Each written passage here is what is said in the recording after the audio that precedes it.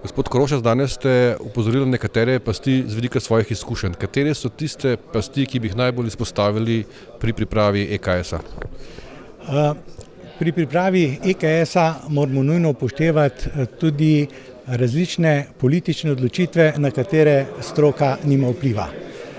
Jaz sem v tej predstavitvi seveda predstavil tudi dosedanje izkušnje pri implementaciji gradnje in obratovanja jedrskih elektrarn, kako je v sosednjih državah prišlo do zaustavitve programa proizvodnje iz jedrskih elektrarn in tudi usmeritve, ki jih moramo upoštevati pri bodočem energetskem konceptu Slovenije.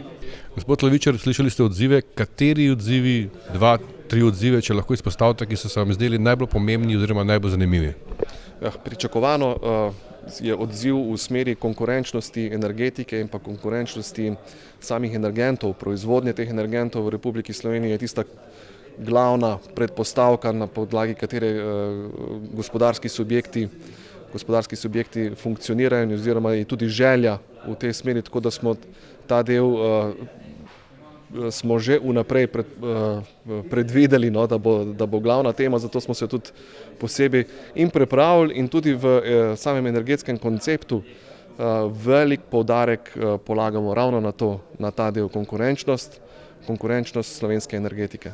Se vam je kakšen predlog danes del nov, ki bi ga lahko premislili in tudi vzpostavili oziroma ustavili v EKC ali pa kaj EKS ali pa manj pomemben, pa mogoče zanimiv, atraktiven? Kar nekaj je bilo novih zadev, s katerimi še nismo bili seznanjeni. Vse te zadeve seveda bomo preanalizirali na Ministrstvu za infrastrukturo in na podlagi te analize potem tudi naredili dogodek, na katerem to predstavimo.